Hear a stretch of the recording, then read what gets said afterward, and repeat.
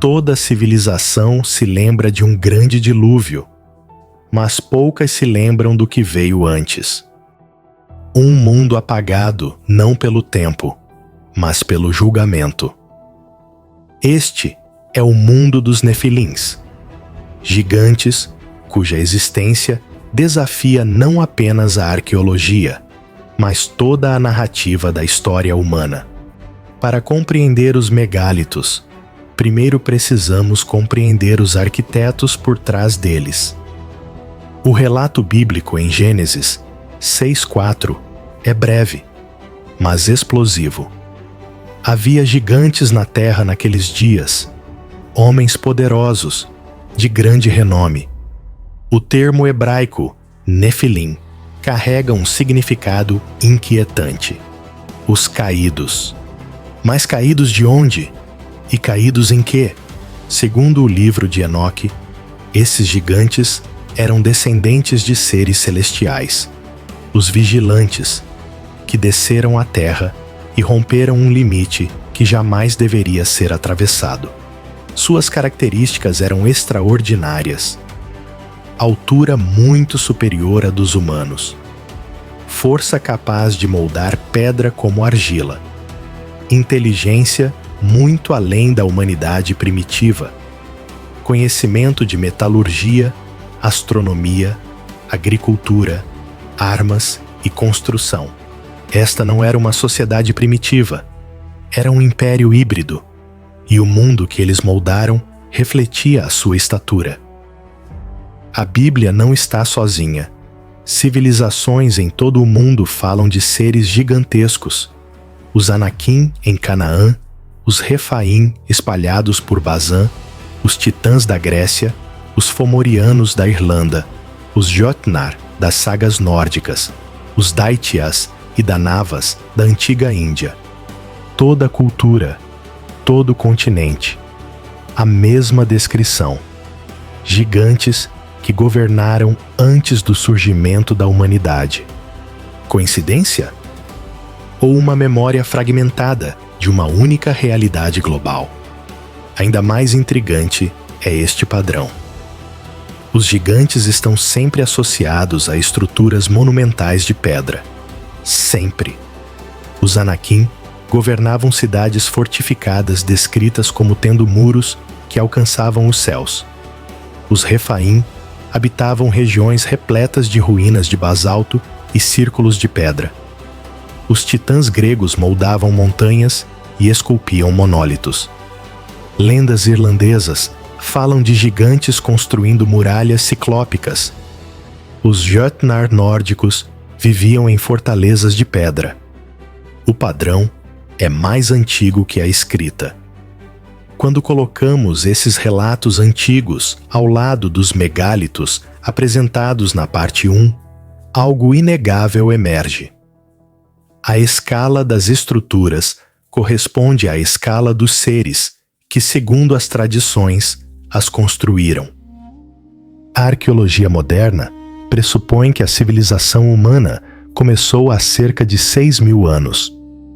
Mas o mundo antes do dilúvio, descrito em múltiplos textos antigos, retrata agricultura, metalurgia, astronomia, matemática, navegação, construções megalíticas.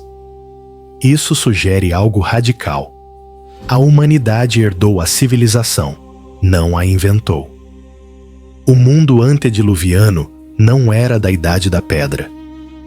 Era um mundo de gigantes, conhecimento antigo e engenharia monumental.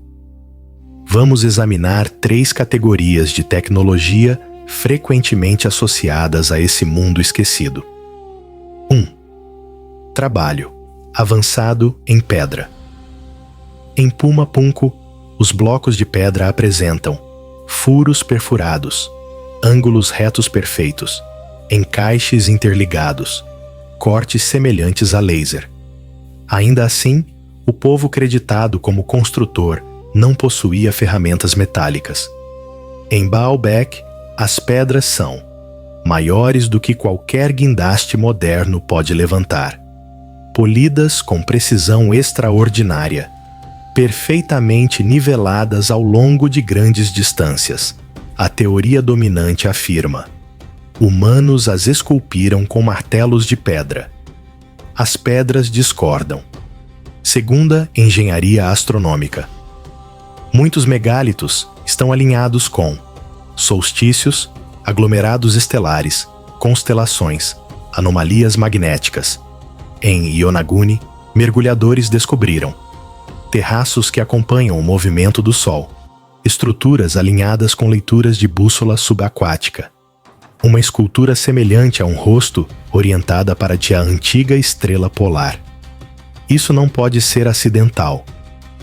Exige conhecimento que os humanos primitivos não possuíam. Mas os Nefilins, segundo Enoque, seus pais angélicos lhes ensinaram os cursos dos luminares, a matemática dos céus. 3. Estruturas acústicas e energéticas.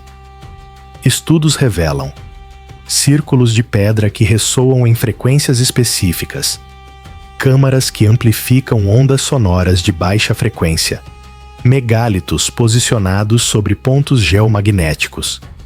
Arqueólogos chamam esses locais de rituais, mas textos antigos os descrevem de forma diferente. Eram centros de comunicação, polos de energia e marcos territoriais, não para humanos, mas para gigantes. A voz de um ser de quase 3 metros ressoaria de maneira diferente da nossa. Sua arquitetura pode ter sido ajustada à sua biologia. Os megálitos que encontramos hoje podem ser apenas ecos de um mundo projetado para outra espécie. A narrativa bíblica descreve o dilúvio não apenas como um desastre natural, mas como uma reinicialização direcionada. A violência encheu a terra. Os Nefilins devoraram a criação. A corrupção espalhou-se pelos genes e pelo conhecimento. O mundo tornou-se irreconhecível. E então, como afirma Enoque, a terra clamou. A destruição foi total. Cidades submersas, montanhas remodeladas, continentes fraturados, megálitos enterrados sob oceanos e desertos. Mas os arquitetos, a maioria pereceu. Ainda assim, suas marcas permaneceram, em pedras pesadas demais para mover, precisas demais para explicar, antigas demais para ignorar. Ocasionalmente, arqueólogos encontram evidências que não se alinham com a história humana convencional. 1. Pegadas gigantes. Algumas medindo até 20 metros de comprimento, fossilizadas em locais onde nenhuma anomalia geológica consegue explicar. Las. 2. Ferramentas superdimensionadas. Machados com cabos feitos para seres 3 vezes maiores que humanos. Pontas de lança pesando tanto quanto bigornas. 3. Fortificações colossais. Portas 2 vezes mais altas que um homem. Muros tão massivos que parecem defensivos contra algo muito maior. 4. Esqueletos entre 2, 5 e 3, 6 metros. Relatados nos séculos XIX e início do XX em Israel, Jordânia, Síria, Turquia, América do Norte. Quase todos desapareceram. Inventários de museus foram alterados. Jornais retraíram reportagens. Fotografias sumiram. Por quê? Porque não se encaixavam no paradigma. Se gigantes existiram, tudo muda. Ao comparar mitos globais, ossos gigantes, registros bíblicos e os próprios megálitos, as peças começam a se alinhar. Um mundo pré-diluviano, uma raça de gigantes, conhecimento avançado, um fim catastrófico, ruínas além da capacidade humana. E agora, após milhares de anos, essas ruínas emergem novamente da terra, exigindo ser compreendidas. Os megálitos não são apenas artefatos, são testemunhos, silenciosos, imensos, inflexíveis. Você não discute com uma pedra de 1.200 toneladas. Não ignora um bloco perfeitamente cortado do tamanho de uma sala. Não descarta cidades submersas esculpidas com intenção. As pedras falam, nós é que não as ouvimos.